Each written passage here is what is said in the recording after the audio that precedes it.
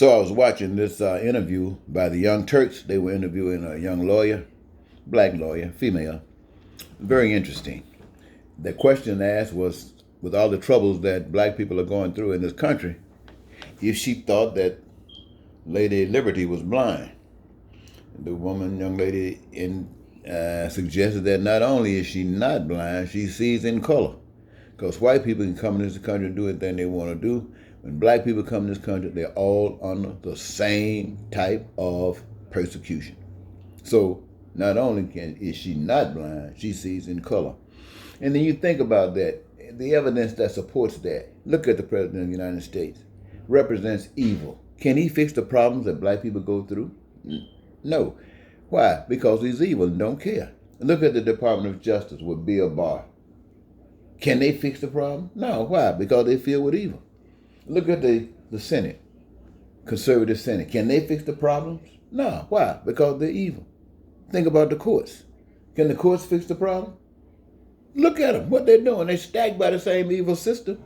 So no, they can't fix the problem. Why? Because they're evil. And what about the system? The system can't fix the problem because the system in itself is evil. So, what are the blacks to do?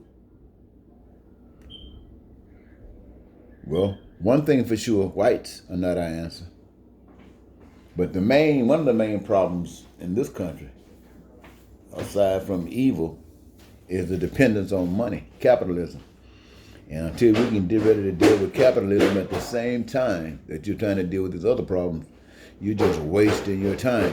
But the problem with blacks and whites, or people of color and whites, and the way white people have had this all of their lives, they've had this blessing, this uniqueness, privilege, and others have had to suffer.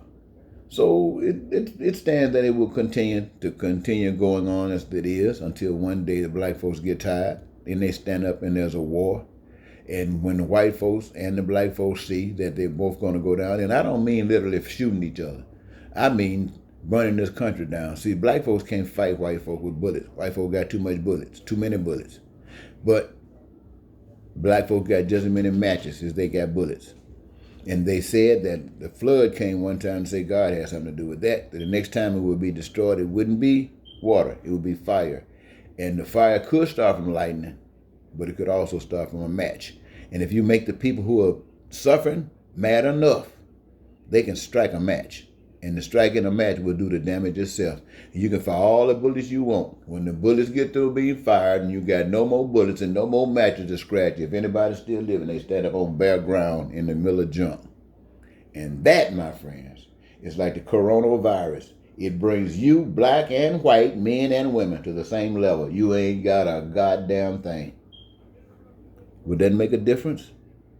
I know you don't like the profanity, but sometimes the profanity is just what this black man need to make his point. I can't use your words to make my point. I got to use my words to make my point. You might not like it, but it's my point. And if you don't want to listen, it ain't nothing new. You haven't listened anyway. But anyway, thanks.